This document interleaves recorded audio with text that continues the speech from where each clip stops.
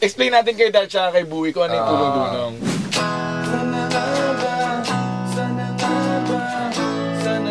Tulong-dunong kasi, pagdating nyo ng 4th year, magtuturo kayo ng mga may potential na kids na pumasok sa high school.